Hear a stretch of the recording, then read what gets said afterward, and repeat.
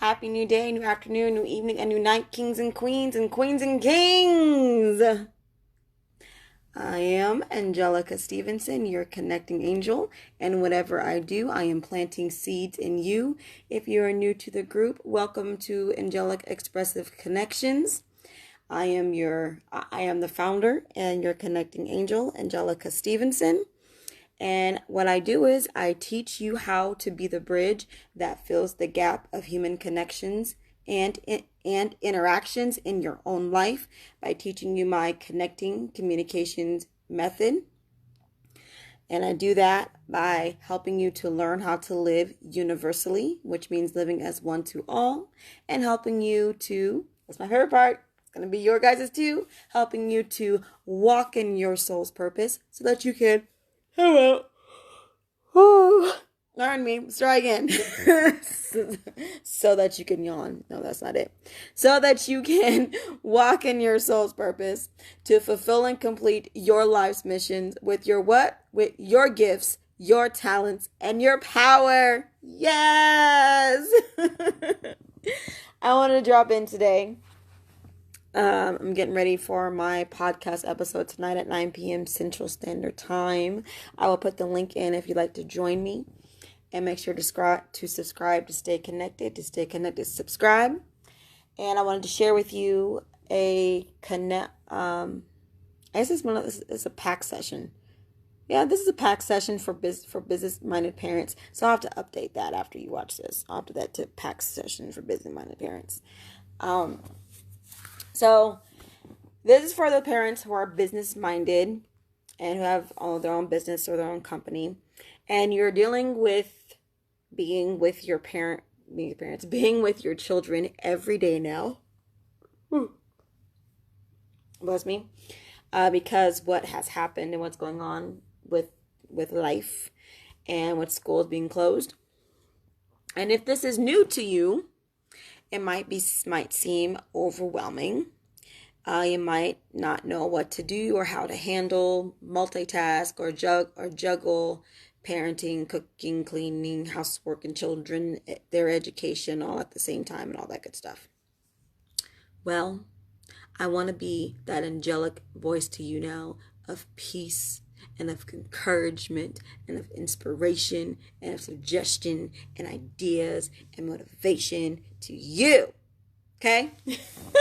So if you're a business-minded parent, one of the suggestions that I would like to give you, if it works, it works. If it doesn't, it doesn't. Do what works for you most importantly. Okay? So if you're a business-minded person and a business-minded parent, one way you can look at this, finding the connections, looking at different angles. This is what I do with my fourth expression, the personalized analytical connector. I see a situation or a person. I look at it at different angles, and then I connect it and I relate it so that it is personable to you. So I'm about to pack you up. Oh, this is a pack session, so I gotta do my pack thing. I'm sorry. So welcome to pack sessions. This is a PAC session for the business-minded parent. And I'm here to pack you up in you, to pack you up to you, and to pack you up for you so that you can what? Walk in your soul's purpose to fulfill and complete your life's missions with your gifts, with your talents and your power. Man! I think I need a nap, but that's okay. All right. So what you can do as a business-minded parent is look at your children from a different angle. Look at them as, or see them as, or organize as, or direct them as employees, like they are your employee. Know what their strengths are, know where they're at, know what they need to work on. Give them tasks not according to their age or to their mindset or to their strength. Maybe your 2-year-old can vacuum like my 2-year-old can vacuum by himself. So I might give him a task, to vacuum the floor, and he'll do it. Just know your child. And this will give you a chance to observe your children too, if you haven't had to have that chance going, like you working, they're going to school. Like this will also give you a chance to really watch and observe your child, to get to know them, to connect to them as well, to be able to find these things. Bless me. And to learn them, and to learn about your child. So think of them as employees and assign them tasks with a reward. It can be money, it could be a sweet or a chocolate, it could be a movie, something that they've always wanted you to do or they want to do. Like find a way to reward them, and think of them as employees. They are your employees that you're going to assign them a task. There's going to be rewards when they get it done, and then there are consequences when they don't get it done, just like in your business. You know, you are assigned tasks. You give your employees tasks. Like with me, as a telemarketer, I was assigned task to take customer service calls to help them. When I didn't do that, I got in trouble, and the customer was not satisfied, and then the bosses would get on me. You know, same thing. With you, you have your own business, you have your employees, you give them tasks that you expect them to be done, whether it's to clean, to sell, to create, and if they don't, there's consequences to them, docking paycheck, suspension, maybe firing, you know, there's consequences. And then when they do get it done, you know, yay to them, yay for you, yay for your customers, yay for everyone, yay, you know, so use that. And when you assign them these tasks, also know that these tasks can also be natural education opportunities. Like living life is natural education. Like I've been homeschooling, like actually first, I know that homeschooling and teaching your child begins in the womb. It actually begins before that, because the blood in our veins, in your veins, and the veins are your children, is what's passed down to us from our ancestors, from their ancestors, from their ancestors, from the creative power that created everything and everyone. So everything is within us. So we're learning. And all of outside, we're learning. And I homeschool. I also unschool too, my children. And with what I learned with my connecting communications method is what I use to also teach them and to connect with them and to communicate with them, and what I teach them to do for themselves in life. And then what Alan does. And then when we learn, like we can go outside for a walk and I can find a math assignment or a science assignment or a social skill assignment in that. So learning doesn't just happen in a school building. Okay? I need you guys to know that, to remember it. Learning begins at home, actually. It begins within, and then everything else on the outside is just a reflection. Okay? So learning begins with you, mommy and daddy. So tasks that can become educational opportunities.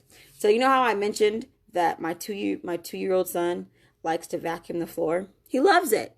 That can be a comparison task for your child depending on their age. Okay? So you learn to compare things. Clean, dirty, good, bad, nasty, good, low cost, high cost. So when you have your own business, you compare things, right?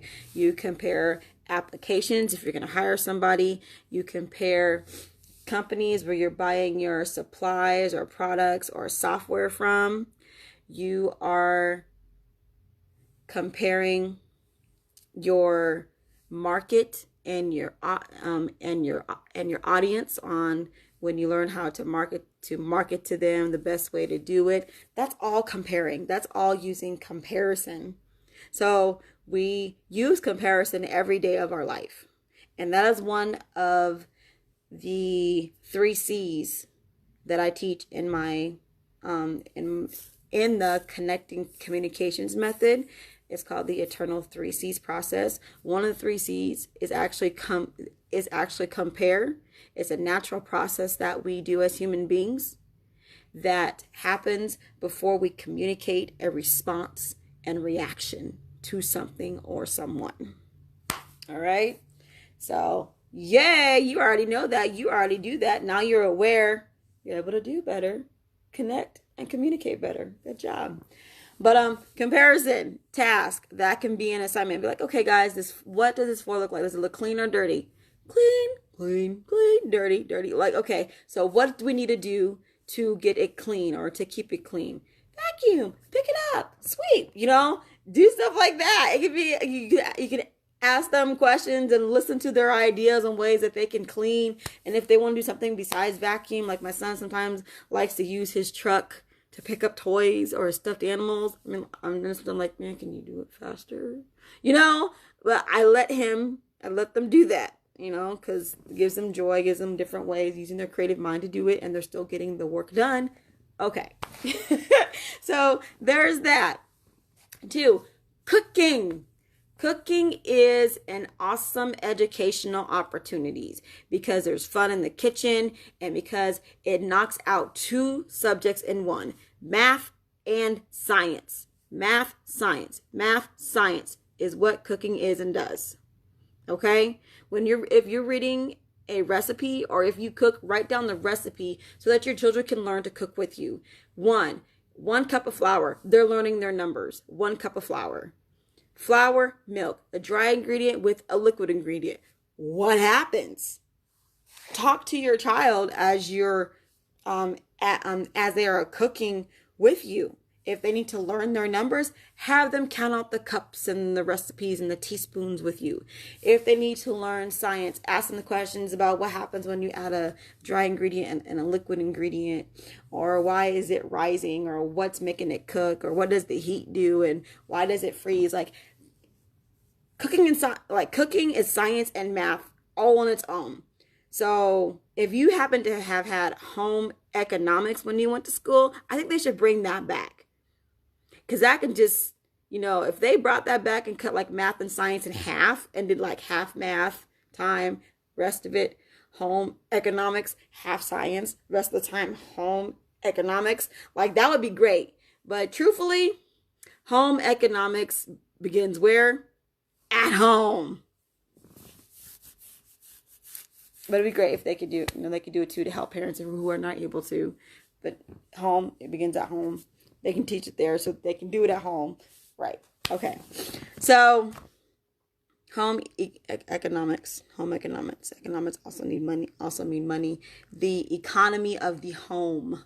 Home economics. How is your home economy? That is such another subject and topic that I'm going to do for PAC session. For another PAC sessions. I'll have to write that down. Okay, so there's math and science right there, right? So you got your numbers, you got compare and contrast, you got your comparison with the cleaning and the vacuuming, you got your science and the math with the cooking. If you got yard work that needs to be done, like it's almost time for us to mow. I love to mow. I love being outside mowing. Also, I always have my children help mow. Mowing is one skill or action that I've heard and seen a lot of people say that they've done that helped them make money when they were younger. If they weren't selling like lemonade or delivering newspapers, they were shoveling snow and mowing lawns. Have your child learn how to do that. That is a skill that can help them to become their own entrepreneur, to start their entrepreneurial journey. It can also lead to maybe them wanting to one day to own their own property, and they have to learn how to take care of it, real estate. Or they might start getting creative when they're mowing your lawn and they know how to make art in your grass and art out of your bushes. And that can lead to something dealing with architecture, if I can say that right, or construction. Like my son Adis, he loves to destroy things. And I don't see that as a bad thing anymore. Like, just destroying is not bad, because things do need to be destroyed sometimes, need to die, so that there could be new life and creation. So I teach him, I was like, if you want to destroy something, make sure, one, if it comes to destroying somebody else's stuff, make sure, one, you're getting paid for it first. 2, that you have permission to do it. Make sure if you want to destroy something that belongs to somebody else, make sure you're getting paid for it and you got permission to do it. That's what I teach him. because I know he loves to destroy. And so I turn that around. I find a connection and look at it at a different angle to teach him that it's okay and how to, and helping him to be who he naturally is, who he was born to be with his natural gift of destruction. So I'm helping my son walk in his gift, his talent, and his power that he was born with. That's how I do it. That's one of the ways I do it. Okay, but like natural, can help them find a natural gift within themselves that can help them when they're older and have their own business. You know, you never know, but that's just a different way that if you're a business-minded parent, that you can use and assign your children tasks as if they're employees. Like if you see something done, that needs to get done, put it down as a task, find the correct and right employee to get it done, as in one of your children. Okay? Now, in doing that though, you still need to remember that even though you're thinking of the situation of them as your employee in your mind to get this done, to organize it that way, you've got to remember that they're still your child and you are still their parent. So they still deserve the compassion, the understanding, and the respect that you would give an employee, and that they should, and that your child should have automatically as an individual being, whether they're your child or not. Because your child, your son and daughter, is their own individual person, and they have the same creative power in them that is in you. So they deserve that same love, protection, and respect, and consideration, and compassion, and sympathy, and listening. Okay? And listening. That's one of the things I've learned when it comes to my third expression, the healed mother, to be that bridge that fills the gap of connections and interactions with communicating with my children. Like, our communication experience is so much better now. So they've got more work to do. And I'm always open to be better and do better, as you should be. However, it's the same process that I'll be teaching you, that I use, and then I teach other people when I consult with my clients, that they use to connect and communicate. And it works with your children too. It's part of that eternal 3C's process. Compare is the first C, contrast is the second C, and connect is the third C. And I teach all of this in my connecting communications method. And it will help you with every relationship that you have with a person in this life, whether it's a stranger, personal, professional, or your parenting, or your child, or your spouse. It works for all of it. My method works for all of it, and it will help you connect to it every time. It will. Put in that work. You put in that work, you're open to it, and you're open to do it, you will be able to be that bridge that fills that gap of connection and interaction with yourself and your children in your own life. Okay? And so think of your child as an employee. Assign them tasks.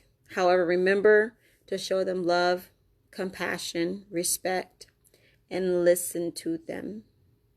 Okay? So that's for you business-minded parents, to help you be able to have smoother and calmer days, so you're maybe not feeling so overwhelmed, to have more peace and more balance within your home. Find what works for you. Find what works best for you and your family. If what I said doesn't work, then find something else. If what I said does work, great. Keep it and keep tweaking it until it's perfect for you. Okay? Most importantly, always important, do what's best for you and your family. Do what's best for you and your children. I love you, business-minded parents. You guys are awesome. Yes, you are.